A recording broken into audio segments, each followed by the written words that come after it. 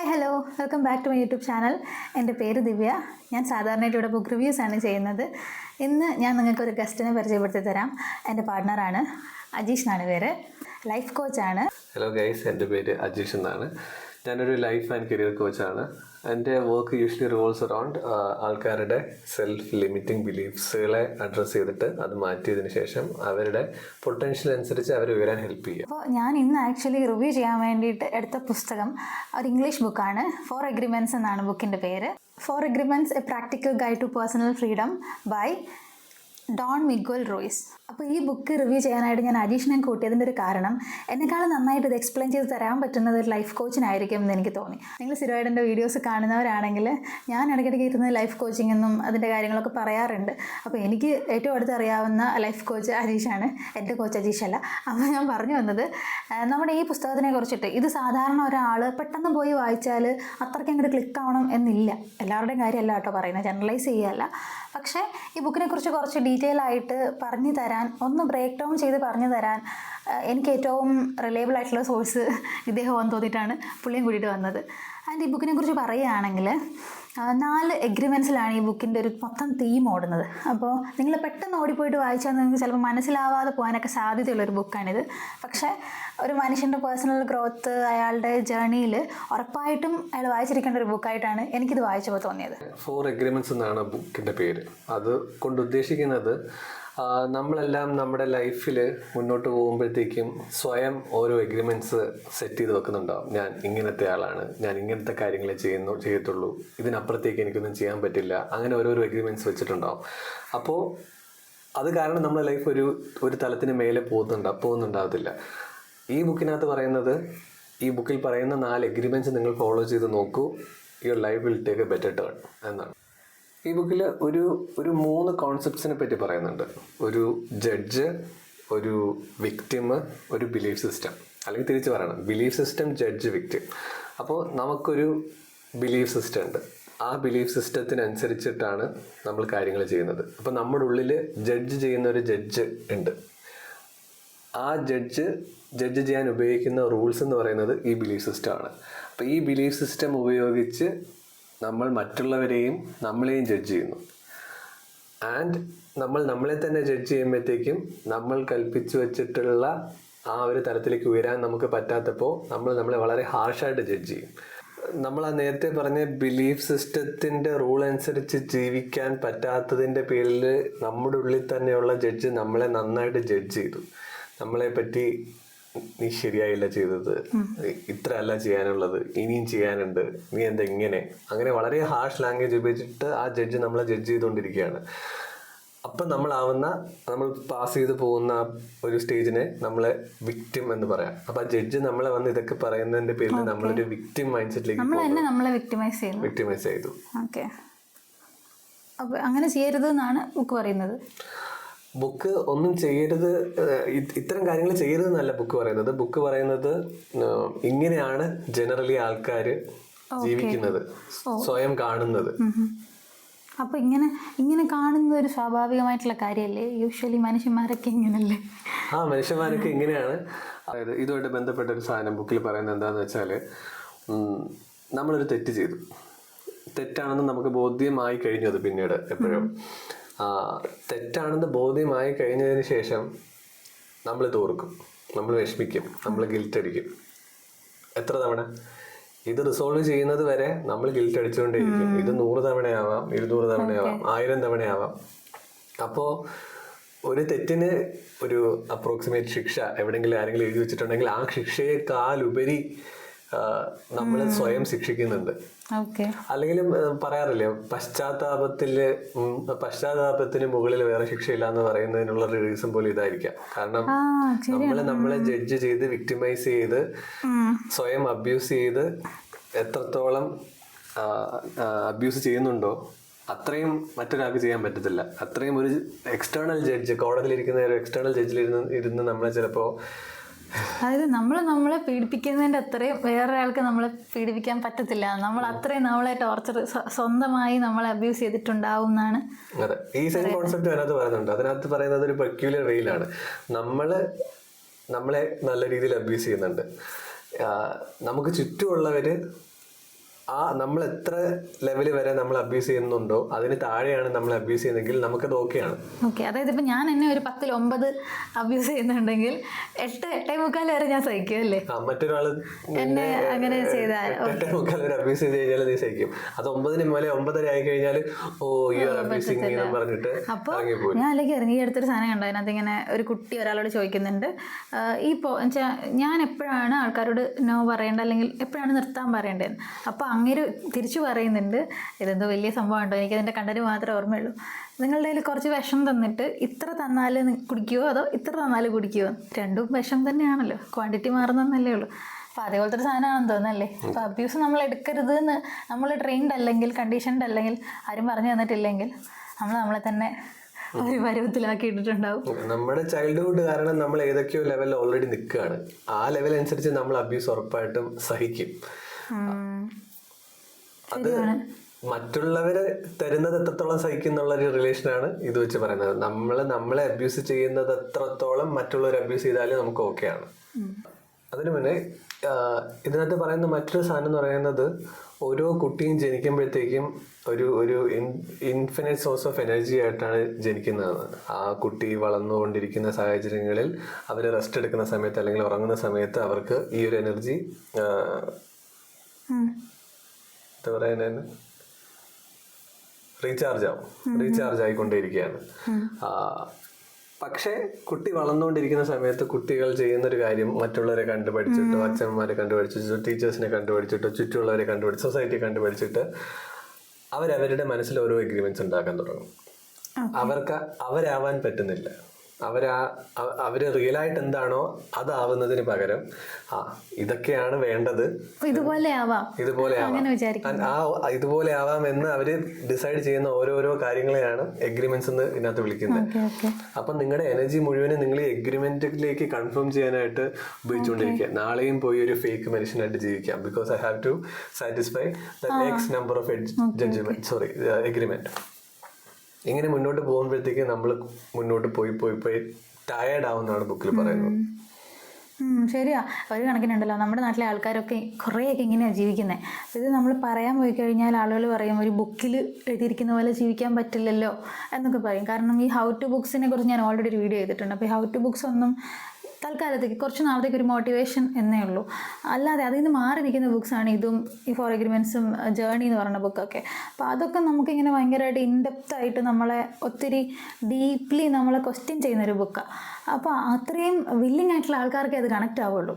അതായത് അവനവനിലേക്കൊന്ന് നോക്കാൻ റെഡി ആയിട്ടുള്ളവർക്കേ അത് കണക്റ്റ് ആവുള്ളൂ. അല്ലാത്തവർക്ക് ഇതൊരു നോർമൽ ഏതോ ഒരു പുസ്തകം എന്നേ ഫീൽ ചെയ്യാൻ ചാൻസ് ഉള്ളൂ. ഇതിൻ്റെ എഗ്രിമെൻറ്റ്സിനെ കുറിച്ച് പറഞ്ഞാലോ? പറയാലോ. ഓക്കെ, എന്നിട്ട് ഞാൻ ഒരു കാര്യം പറയാൻ ഉദ്ദേശിച്ചത്, ഞാൻ ഈ അടുത്ത് വേറെ കുറച്ച് 4 എഗ്രിമെൻറ്റ്സിനെ കുറിച്ചിട്ടൊക്കെ ഇങ്ങനെ നോക്കിക്കൊണ്ട് പോയപ്പോൾ കുറച്ച് വീഡിയോസ് കണ്ടു. അപ്പോൾ അതിനകത്തിൽ ആളുകൾ 4 എഗ്രിമെൻറ്റ്സ്, ഈ 4 എഗ്രിമെൻറ്റ്സ് എന്തൊക്കെയാണെന്ന് പറഞ്ഞിട്ട് അതിനെ എക്സ്പ്ലെയിൻ ചെയ്ത് വിട്ടേക്കുക. അപ്പം ഈസി ആയിട്ട് 1 ലൈൻ എക്സ്പ്ലെയിൻ ചെയ്ത് വിട്ടേക്കുക. അപ്പോൾ ഒരിക്കലും അത്രയല്ല ഈ ബുക്ക് പറയുന്നത്. അതായത് ഇപ്പോൾ 4 എഗ്രിമെൻറ്റ്സിൽ ആദ്യത്തേത് B impeccable with your word എന്നാണ്. അപ്പോൾ ഈ സെൻറ്റൻസ് കേൾക്കുമ്പോൾ എന്താണോ മനസ്സിലാവുന്നത് അതങ്ങ് എക്സ്പ്ലെയിൻ ചെയ്ത് കൊടുക്കും. എന്നിട്ട് രണ്ടാമത്തത് ഡോണ്ട് ടേക്ക് എനിത്തിങ് പേഴ്സണലി. ഇത് കേൾക്കുമ്പോൾ നിങ്ങൾക്ക് എന്താ മനസ്സിലാവുന്നത് വെച്ചാൽ അതങ്ങ് എക്സ്പ്ലെയിൻ ചെയ്ത് കൊടുക്കും. അങ്ങനത്തെ 4 സാധനങ്ങൾ, don't make assumptions, always do your best, ഈ 4 സാധനം. ഇപ്പോൾ ഞാനിവിടെ ഇരുന്നിട്ട് ഓൾവേസ് ഡു യുവർ ബെസ്റ്റ് എന്ന് പറഞ്ഞാൽ നിങ്ങൾ ബ്ലാങ്കായിട്ട് മനസ്സിലാക്കുന്ന എന്താണോ അതല്ല ശരിക്കും ഇതിനകത്തുള്ളതെന്നാണ് ഈ പുസ്തകം പറയുന്നത്. അതാണ് ഈ പുസ്തകം ശരിക്കും വായിച്ചിരിക്കേണ്ടതിൻ്റെ ഒരു നീഡായിട്ട് എനിക്ക് ഫീൽ ചെയ്ത്. അപ്പോൾ നമുക്ക് ആദ്യത്തെ എഗ്രിമെൻറ്റിന് പറയാം. അപ്പോൾ first agreement B impeccable with your word എന്ന് തന്നെയാണ്. അതായത് നിങ്ങൾ പറയുന്നതിനോട് നിങ്ങൾ 100% കൂറ് പുലർത്തുക എന്നൊരു അർത്ഥം കൂടെ അതിനുണ്ട്. നമ്മൾ കാഷ്വലി പറയുന്ന ഒരു കാര്യമാണ്, എന്താണ്, ചില ആൾക്കാർ ഗ്ലാസ് എടുക്കുമ്പോഴത്തേക്കും കയ്യിൽ നിന്ന് ഗ്ലാസ് ചിലപ്പോൾ പെട്ടെന്ന് തെറി വീഴും, അല്ലെങ്കിൽ എക്സാമ്പിൾ. അപ്പോൾ അവരത് ഒരു കോമൺ പാറ്റേൺ കണ്ടിട്ട് അവർ പറയും, അപ്പോൾ ഞാനൊരു ക്ലംസി പേഴ്സൺ ആണ്, അല്ലെങ്കിൽ ഞാനൊരു മറവിക്കാരനാണ്, അപ്പോൾ നടക്കുന്ന കാര്യങ്ങൾ മാറ്റി നിർത്തിയിട്ട് ആ നടക്കുന്ന കാര്യങ്ങൾ പേഴ്സണാലിറ്റിയിലേക്ക് എടുത്ത് അത് കൺഫേം ചെയ്യും. അങ്ങനെ കൺഫേം ചെയ്യുമ്പോഴത്തേക്കും അതാവും നമ്മുടെ പുതിയ റിയാലിറ്റി. ആൾക്കാർ അങ്ങനെ ഉണ്ടല്ലേ അങ്ങനെ ചെയ്യുന്നത്. അപ്പോൾ എന്നോട് ചോദിക്കുകയാണെങ്കിൽ എനിക്ക് പണ്ടൊരു ഞാൻ കുട്ടിയായിരുന്നപ്പോഴെന്തോ അനലോഗ് വാച്ചായിരുന്നു സമയം നോക്കാൻ ഉപയോഗിച്ചുകൊണ്ടിരുന്നത്. പെട്ടെന്ന് എനിക്ക് ആരോ ഒരു ഡിജിറ്റൽ വാച്ച് ഗിഫ്റ്റ് ചെയ്തു. അതിനുശേഷം ഞാൻ അനലോഗ് നോക്കാൻ പോയപ്പോഴത്തേക്ക് എനിക്ക് അത്രയ്ക്കും മനസ്സിലാവുന്നില്ല. അന്ന് തുടങ്ങി ഞാനൊരു എഗ്രിമെന്റ് ഉണ്ടാക്കി. എനിക്ക് അനലോഗ് ക്ലോക്ക് നോക്കാൻ ബുദ്ധിമുട്ടാണ്. അതിനുശേഷം 7ാം ക്ലാസ്സിലോ 8ാം ക്ലാസ്സിലൊക്കെയോ റോഡിൽ കൂടെ നടന്നു പോകുന്ന നേരത്ത് ആയിരിക്കും മോനെ സമയത്രയെന്ന് നോക്കുമ്പോഴത്തേക്ക് അപ്പം ടെൻഷൻ കയറും. എനിക്ക് ഓൾറെഡി അറിയാമല്ലോ എനിക്ക് അനലോഗ് വാച്ചിലെ സമയം നോക്കാൻ അറിയത്തില്ല എന്ന്.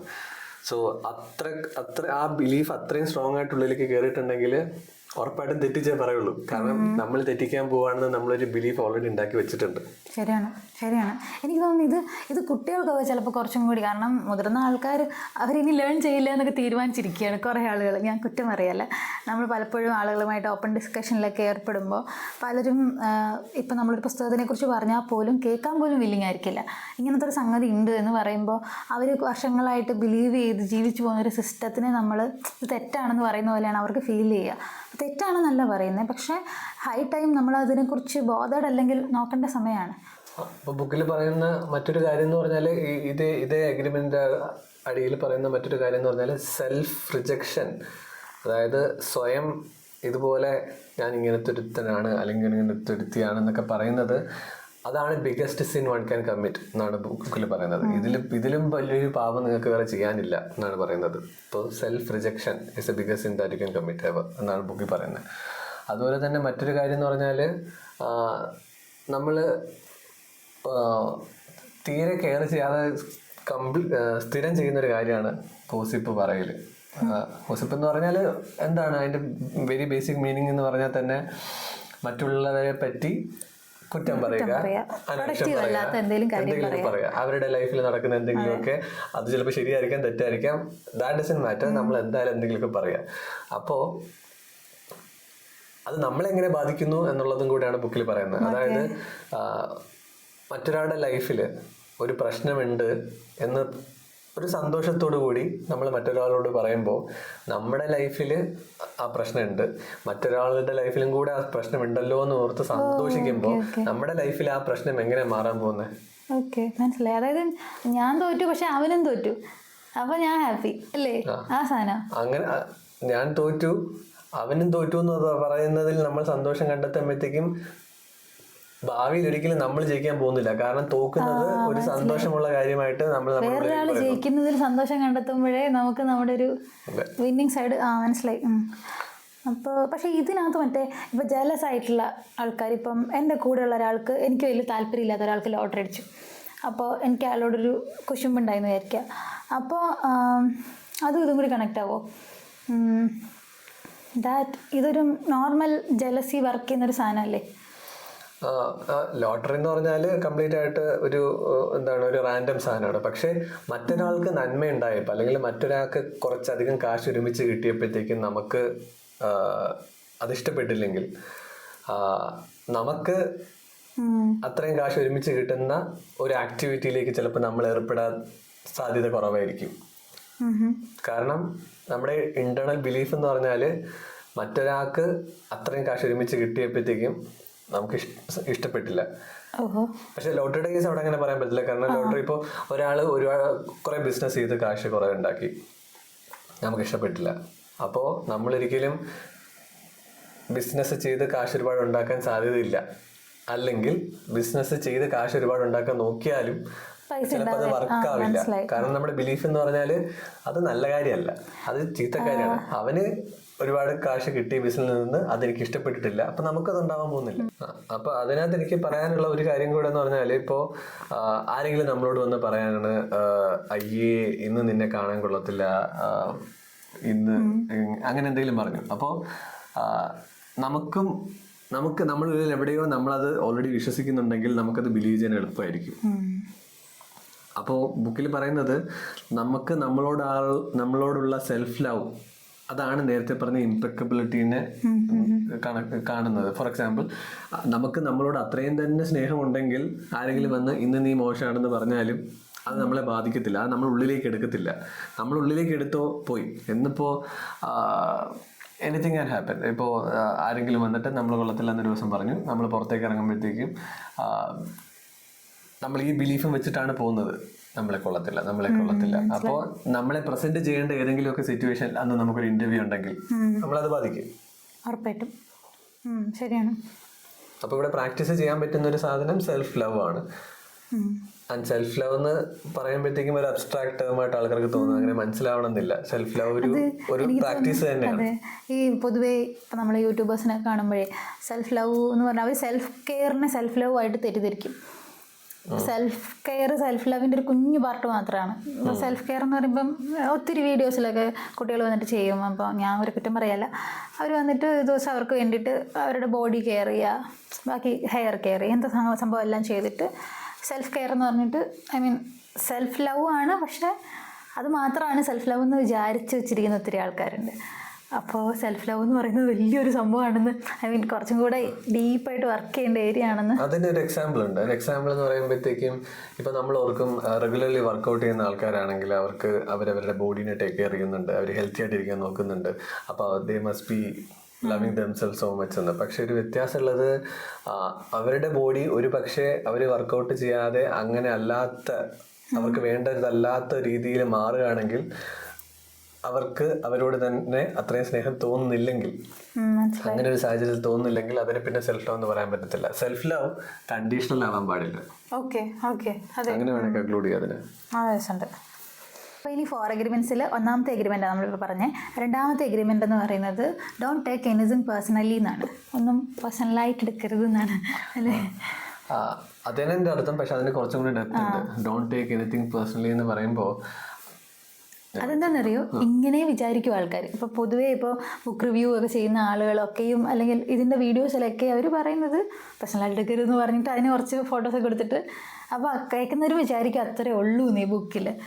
അപ്പോൾ അതല്ല, നമുക്ക് എങ്ങനെയാണ് പറഞ്ഞു കൊടുക്കാൻ പറ്റുക? അപ്പോൾ ഇവിടെ ഡോണ്ട് ടേക്ക് എനിത്തിങ് പേഴ്സണലി എന്ന് പറയുമ്പോഴത്തേക്കും നമുക്ക് ചുറ്റുമുള്ള ആൾക്കാർ നമ്മളോട് നമ്മളെ പറ്റിയും മറ്റുള്ളവരെ പറ്റിയും കണ്ടിന്യൂസ് ആയിട്ട് കാര്യങ്ങൾ പറഞ്ഞുകൊണ്ടിരിക്കും. അപ്പോൾ അതൊന്നും പേഴ്സണലായിട്ട് എടുക്കരുത് എന്ന് പറയുമ്പോൾ നമ്മുടെ ഓതർ നമ്മളോട് പറയുന്നത് അവർ നമ്മളോട് പറയുന്നതൊക്കെ അയാളുടെ പ്രൊജക്ഷനാണ്. അയാൾ എന്താണോ വിചാരിക്കുന്നത്, അയാൾ നമ്മളെപ്പറ്റി വിചാരിക്കുന്നത് അയാളെപ്പറ്റി വിചാരിക്കുന്നതുമായിട്ട് ബന്ധപ്പെട്ടിട്ടുള്ള കാര്യമാണ്.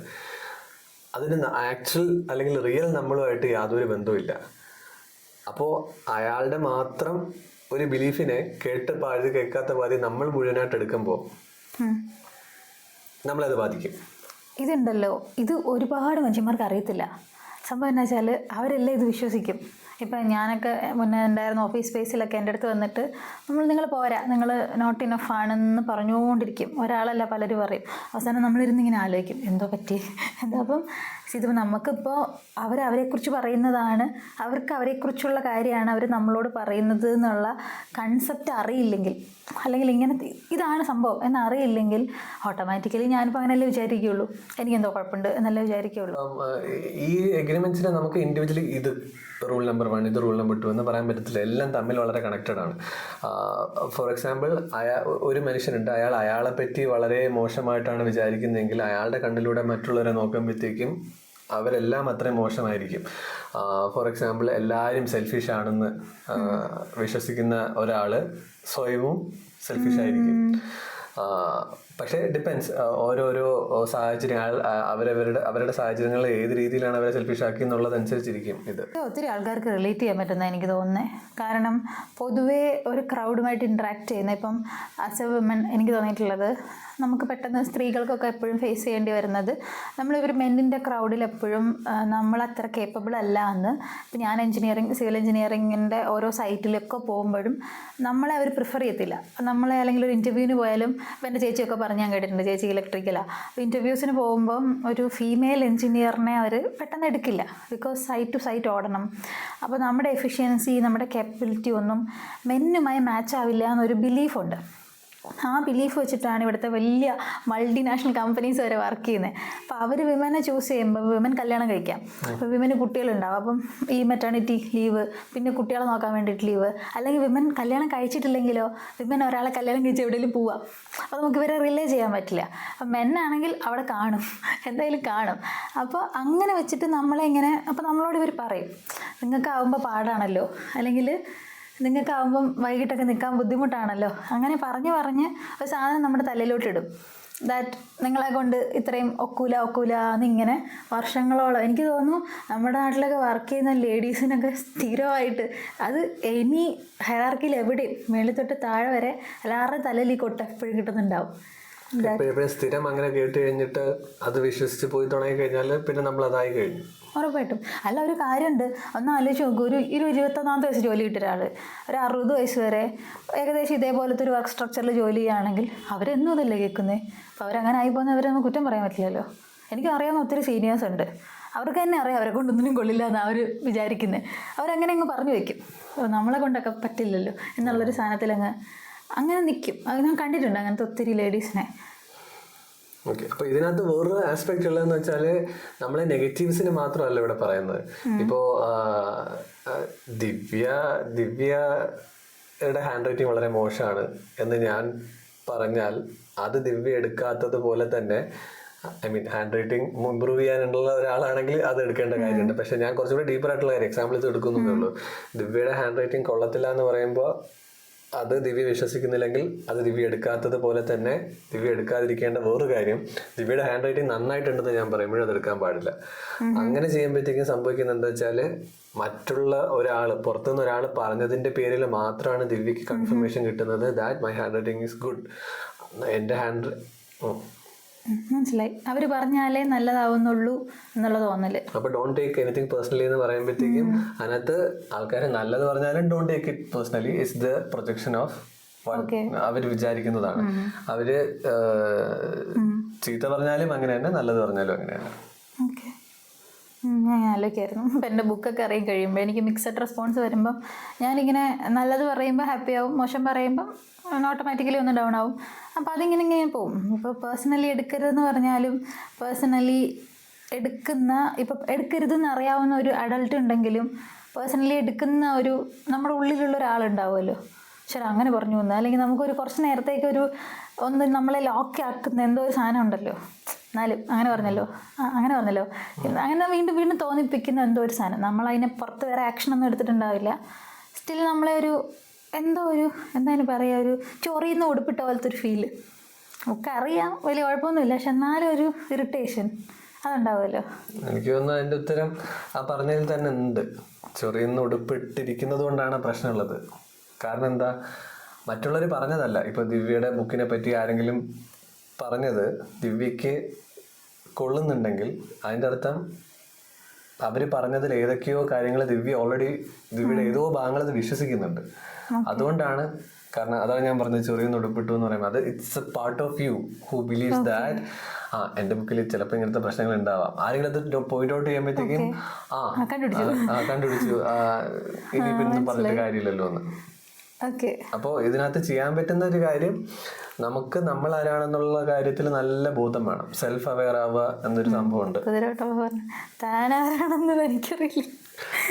അപ്പൊ നീ ആരാണെന്ന്, നിങ്ങൾ ആരാണെന്ന് നിങ്ങൾക്ക് നല്ല ബോധം ഉണ്ടെങ്കിൽ മറ്റുള്ളവർ എന്തെങ്കിലും പറയുമ്പോഴത്തേക്കും അത് നല്ലതാണെങ്കിൽ ഞാൻ നല്ല വലിയ ആളായെന്ന് പറഞ്ഞു പോവാതിരിക്കാനും, എന്തെങ്കിലും മോശം കാര്യമാണെങ്കിൽ അയ്യോ ഞാൻ ഇത്രേ ഉള്ളൂ എന്ന് പറഞ്ഞു പോവാതിരിക്കാനും പറ്റും. ഓക്കെ, അത് ഇതൊക്കെ എല്ലായിടത്തും നമ്മൾ പണ്ടേ പറയുന്നതല്ലേ.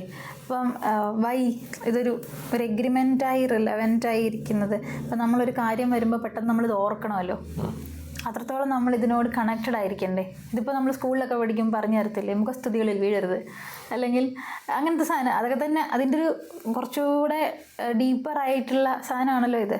അപ്പോൾ ഇത് നമുക്കൊരു പ്രശ്നം ഉണ്ടാകുമ്പോൾ നമ്മൾ ഇത്രയൊക്കെ കണക്റ്റായി ഓർക്കണം എന്നുള്ളൊരു കാര്യമല്ലേ അനലൈസ് ചെയ്യുമ്പോൾ. അതിന് ഉറപ്പായിട്ടും ഇന്നർ വർക്ക് ചെയ്യണം, ഡീപ്പർ വർക്ക് ചെയ്യണം. ഫോർ എക്സാമ്പിൾ നമ്മൾ ഇതൊക്കെ ഒരു തവണ കേട്ടു എന്ന് കരുതി, അല്ലെങ്കിൽ ഒരു ബുക്ക് ചെറുതായിട്ട് വായിച്ചു എന്ന് കരുതി എല്ലാ തവണയും ഓർത്തിരിക്കണം എന്ന് നിർബന്ധമില്ല. എൻ്റെ ഒരു എക്സാമ്പിൾ ഞാൻ ചെയ്യുന്നത് ഇതിൻ്റെ ഓരോ എഗ്രിമെൻറ്റിനകത്തും എന്താണ് ഉദ്ദേശിച്ചിരിക്കുന്നത് എന്നുള്ളതൊരു പേപ്പറിൽ എഴുതിയിട്ട് എൻ്റെ മതിലൊട്ടിച്ചിട്ടുണ്ട്. അപ്പോൾ ചില സമയത്ത് ഇടയ്ക്കിടയ്ക്ക് വായിക്കുമ്പോഴത്തേക്കും നമുക്കൊരു ഓർമ്മയുണ്ടാവും. മാത്രമല്ല അങ്ങനെ നമ്മുടെ മെമ്മറിയുടെ ഏതെങ്കിലും ഒരു ഭാഗത്ത് കിടപ്പുണ്ടെങ്കിൽ എന്തെങ്കിലും ഇഷ്യൂ വരുമ്പോഴത്തേക്കും നമ്മൾ ആലോചിക്കും, did I take that personally? അയാൾ പറഞ്ഞത് ഞാൻ അത്രയും പേഴ്സണലായിട്ട് എടുത്തിട്ടാണോ എനിക്ക് ഇങ്ങനെ തോന്നിയത്? അയാൾ പറഞ്ഞത് സത്യമാണോ? അതോ അത് കൂടുതൽ എന്താണ് അങ്ങനെ ആലോചിച്ച് തുടങ്ങുമ്പോഴത്തേക്കും ഇപ്പോൾ ദിവ്യയുടെ ബുക്ക് കൊള്ളത്തില്ല എന്നൊരാൾ പറഞ്ഞു. ദിവ്യ കേൾക്കാൻ കാരണം ദിവ്യക്ക് അങ്ങനെ എന്തൊരു ബിലീഫ് ഉള്ളതുകൊണ്ട്. അപ്പോൾ ആ ബിലീഫിൻ്റെ ഒറിജിൻ തേടി നമ്മൾ പോകും. മേ ബി ദിവ്യ ചിലപ്പോൾ പണ്ട് എഴുതിക്കൊണ്ടിരുന്നപ്പോഴത്തേക്കും ആരെങ്കിലും പറഞ്ഞിട്ടുണ്ടാവും നീ ഒന്നും എഴുതിയിട്ട് ഒരിടത്തെത്തില്ല എന്നെങ്ങാനും പറഞ്ഞിട്ടുണ്ടോ? അത് ചിലപ്പോൾ ദിവ്യയിലുള്ള ആ കുട്ടി ചിലപ്പം സ്ട്രോങ് ആയിട്ട് ഉള്ളിലേക്ക് എടുത്തിട്ടുണ്ടാവും. ഇപ്പോൾ ഉള്ള അഡൾട്ട് ദിവ്യക്ക് അറിയാം, എൻ്റെ മനസ്സിൽ അല്ല ഞാൻ എഴുതുന്നതെല്ലാം സൂപ്പറാണ്, കുഴപ്പമൊന്നുമില്ല എന്ന്. പക്ഷേ ഏതെങ്കിലുമൊക്കെ പാർട്ട് ചിലപ്പോൾ ഇത് സത്യമാണെന്ന് വിശ്വസിച്ചിട്ടുണ്ടാവാം. ആ പാർട്ടായിരിക്കും ട്രിഗർ ആവുന്നത്. ആ പാർട്ടിനാണ് ഹീലിംഗ് ആവശ്യം വരിക. നമ്മൾ പറഞ്ഞു കോച്ചിങ്ങിലേക്ക് പോകുന്നതല്ലേ.